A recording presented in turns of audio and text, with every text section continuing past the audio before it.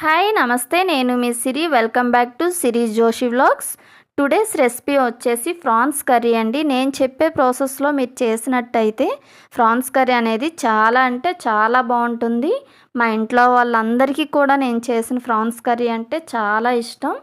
Video అనేది skip చేయకుండా చూస్తే నేను చెప్పే ప్రతి ఇంగ్రీడియంట్ మీరు మిస్ అవ్వకుండా ఉంటారు. సో మరి ఇంకెందుకు ఆలస్యం, వీడియోలోకి వెళ్ళిపోదాం. నేను ఇక్కడ వచ్చేసి 1/2 కేజీ ఫ్రాన్స్ని తీసుకున్నానండి. 1/2 కేజీ ఫ్రాన్స్ని క్లీన్ చేసుకొని పసుపు సాల్ట్తో క్లీన్ చేసుకొని పక్కన పెట్టుకున్నాను. పసుపు సాల్ట్ వేసి క్లీన్ చేసుకోవడం వలన ఫ్రాన్స్లో ఉండే జిగురుదనం అండ్ స్మెల్ కూడా మనకి కొంచెంగా పోతుంది. ఇప్పుడు కర్రీ ప్రిపేర్ చేసుకోవడం కోసం ఒక మిక్సీ జార్ తీసుకొని 2 మీడియం సైజ్ ఉల్లిపాయ ముక్కలు, ఒక టమాటో, చిన్న అల్లం ముక్క, 5-6 వెల్లుల్లి రెబ్బలు, చిన్న దాల్చిన చెక్క, ఒక యాలక్కాయ, 2-3 లవంగాలు వేసి మనం మెత్తని పేస్ట్లా గ్రైండ్ చేసుకోవాలి. ఇప్పుడు స్టవ్ ఆన్ చేసి మనం కడాయిని తీసుకొని మంటను మీడియం ఫ్లేమ్లో పెట్టుకొని 2-3 స్పూన్ల ఆయిల్ వేసుకోండి. ఆయిల్ హీట్ అయిన తర్వాత మనం క్లీన్ చేసి పెట్టుకున్న ఈ ఫ్రాన్స్ను ఇందులో వేసుకొని వేయించాలి. ఇలా వేయించడం వల్ల ఫ్రాన్స్లో ఉండే వాటర్ మొత్తం బయటకు వస్తూ ఉంటుంది. చూసారు కదా, ఫ్రాన్స్లో ఉన్న వాటర్ మొత్తం బయటకు వచ్చేసింది. ఇప్పుడు ఈ వాటర్ని మనం సెపరేట్ చేసి కడాయిలో ఓన్లీ ఫ్రాన్స్ మాత్రమే మనం ఉంచుకొని వేయించుకోవాలి. ఇవి వేయించేటప్పుడు కాస్తంత సాల్ట్, చిటికెడు పసుపు వేసుకొని వేయించుకోవటం వలన మనకి ఫ్రాన్స్ అనేవి మంచి టేస్ట్ వస్తాయన్నమాట. ఈ సాల్ట్ అనేది ఫ్రాన్స్ అబ్జర్వ్ చేసుకుంటాయి. సో మనకి ఫ్రాన్స్ అనేవి చెప్పగా లేకుండా మనం కర్రీలో కూడా ఈ ఫ్రాన్స్ అనేది మంచి టేస్ట్ తీసుకొస్తుంది. ఈ ఫ్రాన్స్ని మనం మరీ ఎక్కువ డీప్ ఫ్రై చేసేయకూడదండి. జస్ట్ పసుపు సాల్ట్ వేసిన తర్వాత జస్ట్ 2 మినిట్స్ అలా కలిపేసి మనం ఈ ఫ్రాన్స్ని పక్కకు తీసేయాలి. ఇప్పుడు అదే ప్యాన్లో మనం 4-5 స్పూన్ల ఆయిల్ వేసుకోవాలి. నాన్ వెజ్కి ఎప్పుడైనా కొంచెం ఆయిల్ ఎక్కువగానే పడుతుందండి.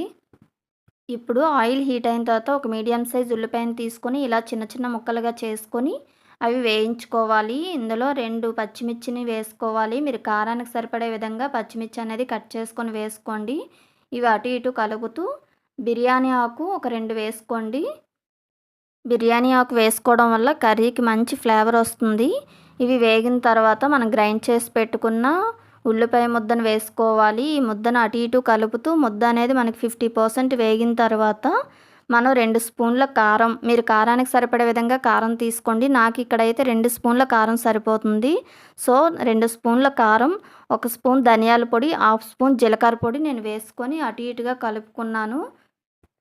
ముద్ద అనేది మాడిపోకుండా మనం కంటిన్యూస్గా అలా కలుపుతూ ఉండాలి.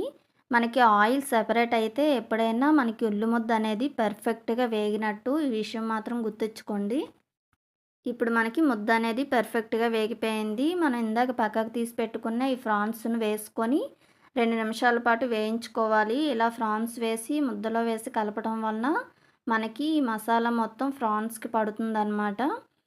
ఇవి వేయిస్తున్నప్పుడు కొంచెం కొత్తిమీర, ఒక 5-6 రెబ్బల కరివేపాకు వేసుకొని వేయించుకోవటం వలన మనకి కరివేపాకు ఫ్లేవర్ అండ్ కొత్తిమీర టేస్ట్ అనేది బాగా తెలుస్తుంది కర్రీలో.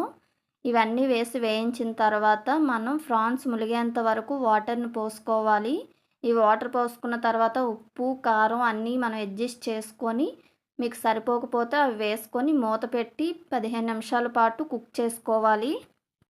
15 మినిట్స్ తర్వాత చూస్తే మనకు వాటర్ అనేది పూర్తిగా ఇంకిపోయింది.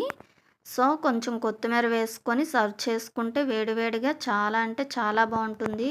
రైస్లో అయినా రోటీతో అయినా ఈ కర్రీ చాలా బాగుంటుందండి. మరి ఇంకెందుకు ఆలస్యం, ఈ రొయ్యల కూరని మీరు కూడా ట్రై చేసి ఎలా ఉందో కామెంట్ చేయండి. వీడియో నచ్చితే లైక్ చేసి మన ఛానల్ని సబ్స్క్రైబ్ చేయండి. పక్కనే ఉన్న బెల్ ఐకాన్ క్లిక్ చేయడం వల్ల నేను పెట్టే ప్రతి వీడియో మీ వరకు చేరుతుంది. Thanks for watching. Bye bye.